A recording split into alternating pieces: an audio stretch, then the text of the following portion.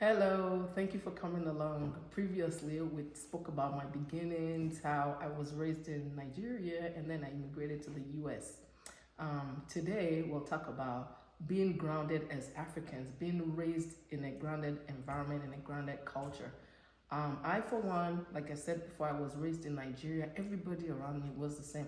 I actually had one person that was from Russia. Her name was Ira. She was my best friend when I was like maybe 6, 7, but pretty much going through grade school, high school, everybody around me looked the same as me. Now, fast forward to raising our oldest child. We initially were in Iowa, and we made the decision at the time. Iowa, at the time, predominantly white, and we made the decision at the time to move away from there. We wanted to look for something where raising our kids, they'll be able to identify with a lot of people around them. We chose to move to Phoenix, Arizona, and tell you, I kid you not, at age 5, she was racially profiled.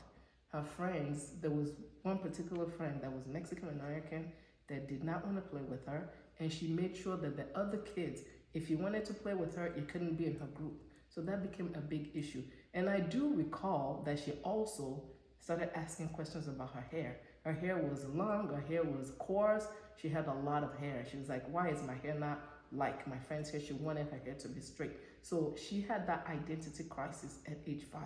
And I do also recall that my oldest sister, when they were in New York with my parents, had the same identity crisis. She asked my mom why her skin looked different, and she wanted to know if she could bleach her skin from her color to white so she could look like the other kids.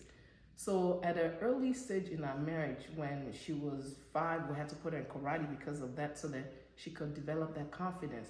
And I see that some of our kids struggle with that. Some of them share with us, some of them don't share with us. So what we did, we told our kids that when they were younger that, you know what, you have to, in our culture, you have to say, this is where I'm from, is where my dad is from. That's where you claim. That's the Yoruba culture. Every other culture is different, but in our Yoruba culture, when they say where are you from, you have to say where your dad is from. So we raised them to know that they are Nigerians.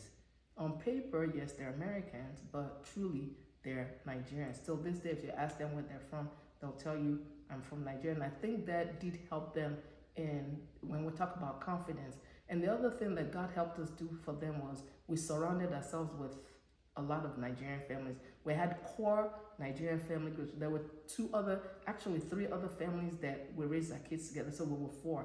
So, and I had siblings that were here too. So beyond the siblings, beyond them being raised alongside their cousins, we had a group of 3 other families that were family rooted in the Nigerian culture. We hung out together, and we mostly went to the same church. So that really, even though it was an American church, so it helped our children at an early age to identify as Nigerians, truly know what their culture was as Nigerians.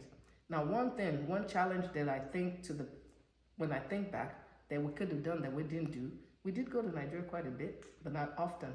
I wish in retrospect that we went to Nigeria every year so that they would know more about their culture, they would see more people that looked like them, and that would help their identity.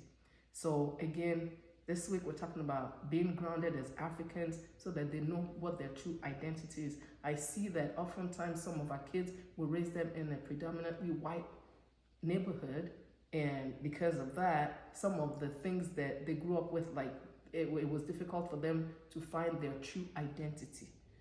And the other thing too is knowing that their identity is first in Christ. We raise them as Christian, we raise them in a Christian household, so that also helped them. I hope this has helped you learn or try to navigate how to help your kids identify as who they are and be confident in whom God has created them to be. Thank you for watching. Hope to see you next week. Bye.